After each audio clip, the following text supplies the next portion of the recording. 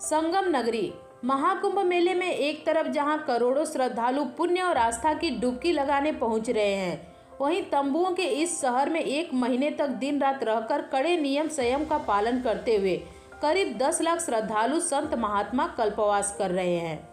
संगम नगरी में लगने वाले माघ मेले के मुकाबले कई गुना ज्यादा लोग महाकुंभ में कल्पवास करने आते हैं। मान्यता है कि तीर्थराज प्रयागराज में एक माह कल्पवास करने से एक कल्प यानी 4 करोड़ 32 लाख साल तक तप करने के बराबर फल की प्राप्ति होती है।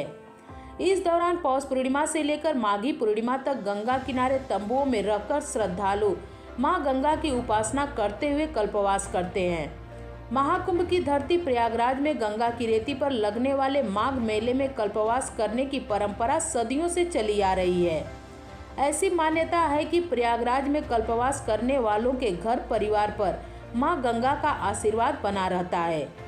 इससे घर में सुख शांति का वास होता है और मां के भक्तों को मोक्ष की प्राप्ति होती है। यही वजह है कि प्रयागराज माघ मेले में देश के कई राज्यों से आकर हर साल हजारों परिवार कल्पवास करते हैं। महीने भर तक के कल्पवास के दौरान श्रद्धालु निरंतर एक माह तक गंगा स्नान, जप तप, ध्यान व पूजा पाठ करते हैं। इसके साथ ही कल्पवासी तमाम शिविरों में जाकर अलग अलग शिविरों में कथा प्रवचन सुनते हैं।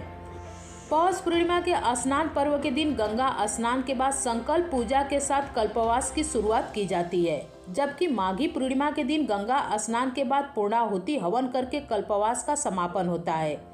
कहा जाता है कि प्रयागराज सभी तीर्थों का राजा होने के साथ ही ब्रह्मा जी के यज्ञ की धरती है। उन्होंने पृथ्वी का पहला यज्ञ इसी प्रयागराज में किया था। इसके साथ ही भगवान विष्णु यहाँ पर अक्षय वट के रूप में स्वयं विराजमान है। रामायण और अन्य ग्रंथों में भी इस बात का वर्णन मिलता है।